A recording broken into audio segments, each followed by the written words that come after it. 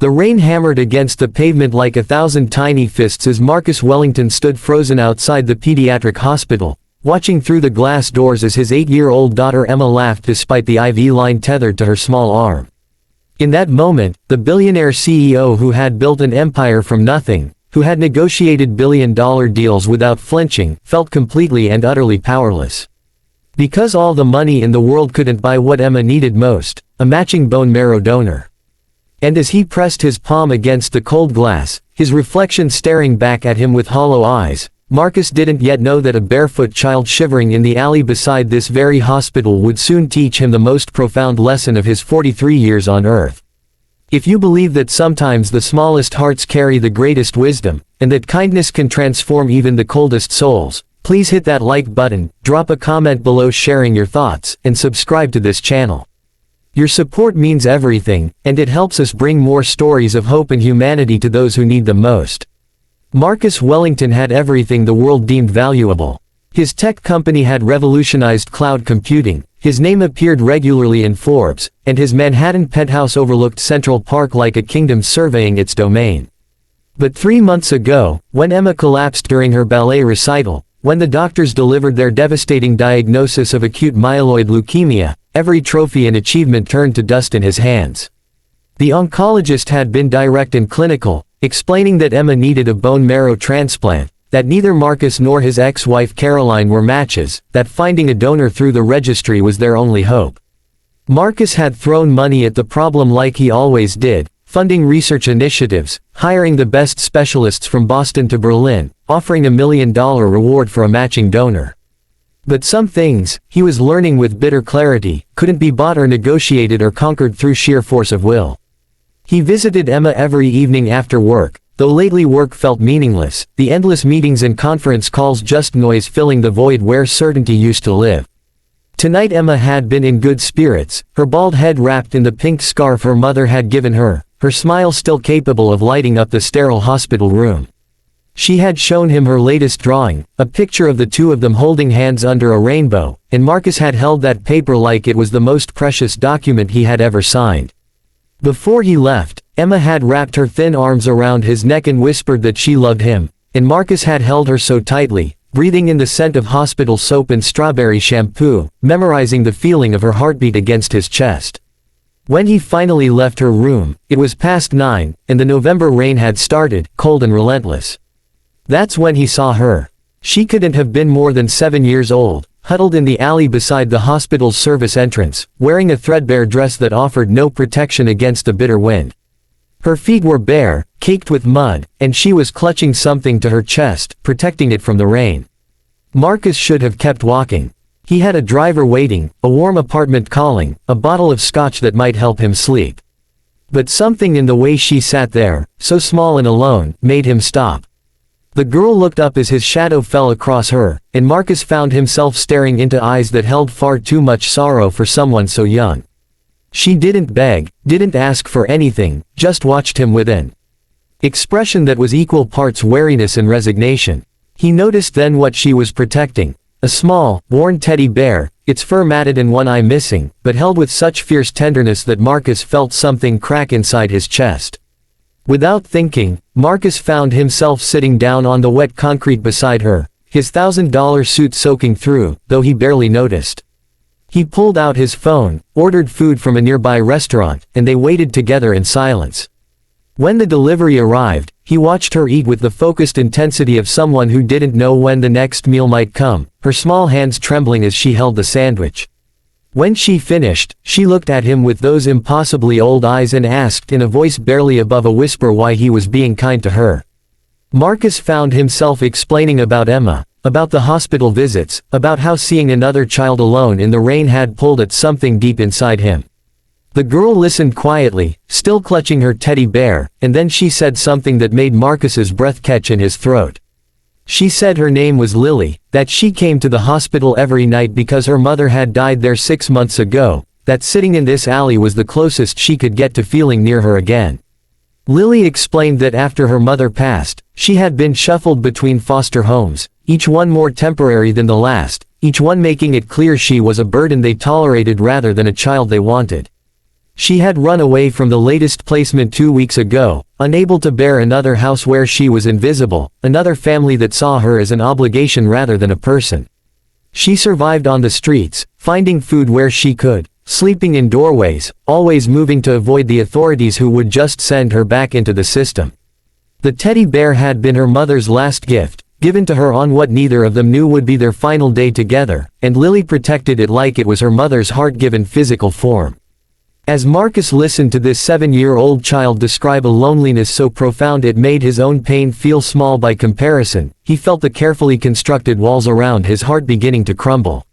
Here was a child with nothing, absolutely nothing, who still found the strength to return each night to a place filled with grief because it connected her to love. Here was resilience and courage in its purest form, wrapped in a threadbare dress and muddy feet. Marcus heard himself offering to help, to find her a proper placement, to use his connections and resources to ensure she ended up somewhere safe. He expected gratitude, maybe tears of relief. Instead, Lily looked at him with those ancient eyes and asked him a question that would haunt him for the rest of his life. She asked if he had hugged his daughter tonight before he left. Marcus nodded, confused by the question, and Lily smiled sadly. She told him she had been watching through the hospital windows for weeks, watching families come and go, watching parents embrace their children with casual affection, the kind of physical tenderness that people with homes and stability took for granted. She had watched Marcus leave Emma's room earlier that evening, had seen through the glass how he held his daughter, how he kissed her forehead, how his whole body curved protectively around her small frame. And Lily said that watching that moment, witnessing that pure expression of parental love, had filled her with a longing so intense it was almost physical pain. Then she looked up at Marcus Wellington, this billionaire who could buy anything in the world, and she said the words that would change everything. She said she didn't need money or food or even a home right now. What she needed, what she craved with every fiber of her being, was just one hug like the one he had given his daughter. Just one moment of feeling loved and safe and wanted. Just one embrace that said she mattered to someone. The request was so simple, so heartbreakingly modest, that Marcus felt tears burning his eyes for the first time since Emma's diagnosis. This child, who had every reason to be bitter and angry, who had lost everything and been failed by every system meant to protect her, was asking for the most basic human need, to be held with love. Without hesitation, without the careful calculation that governed his business decisions, Marcus opened his arms.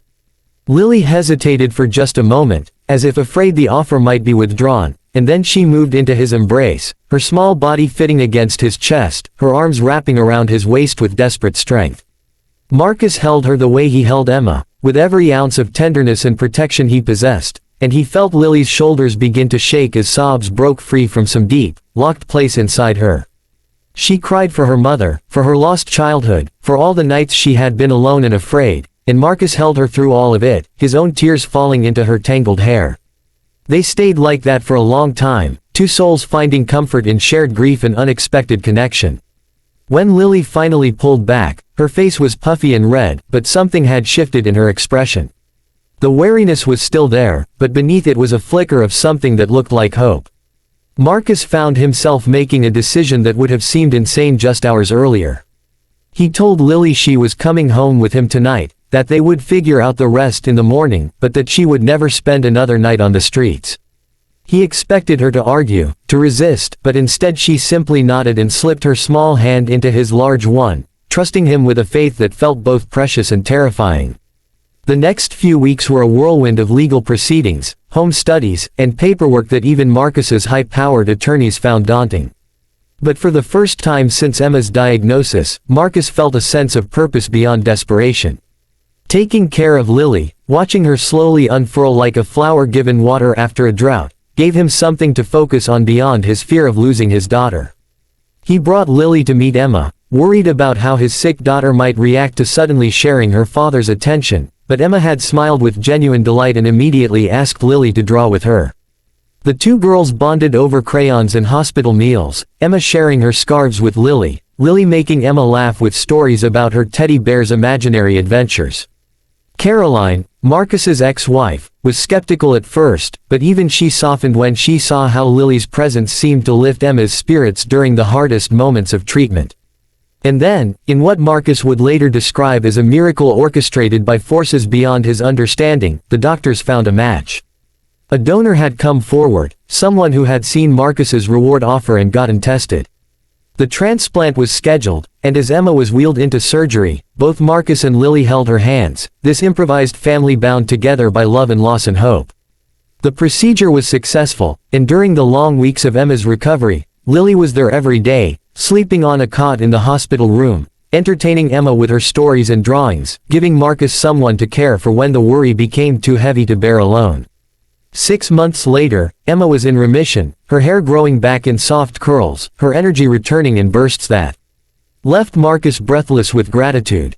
The adoption papers for Lily had been finalized, and she now officially carried the Wellington name, though Marcus knew she would always carry her mother's memory in her heart, just as she still slept with that one-eyed teddy bear every night. The three of them had become a real family, shaped by trauma but held together by something stronger than biology. Marcus had learned that love wasn't about grand gestures or million-dollar rewards. It was about showing up, about being present, about offering comfort when someone needed it most. It was about a hug given freely to a child who had nothing to give in return except her trust. If this story touched your heart, if it reminded you that sometimes the greatest wealth is measured in moments of connection rather than bank accounts, please show your support by liking this video, sharing it with someone who needs hope today, and subscribing to our channel. Your engagement helps us reach more people with stories that matter. On the first anniversary of the night Marcus found Lily in the rain, the three of them returned to that alley beside the hospital. They brought flowers and placed them where Lily had sat, a tribute to the grief that had brought them together and the love that had healed them all. Emma, healthy and vibrant, held Lily's hand while Marcus held them both. And as they stood there in the fading light, Marcus understood that he hadn't saved Lily that rainy night. She had saved him. She had reminded him what truly mattered. She had shown him that the most valuable thing he could offer wasn't in his bank account, but in his arms. If you believe in the power of love to heal and transform, please take a moment to comment below and tell us what this story meant to you. Your words matter, and they remind us why we share these stories of hope and humanity. The little girl who had asked only for a hug now had a home filled with them, a sister who adored her, and a father who thanked the universe every day for leading him to that alley. And Marcus Wellington, the millionaire who had once thought money could solve any problem, had learned that sometimes the richest people in the world are those who give and receive love freely, without conditions, without reservations. Because in the end, that's all any of us really need, to be held, to be valued, to know we matter to someone. Everything else is just noise.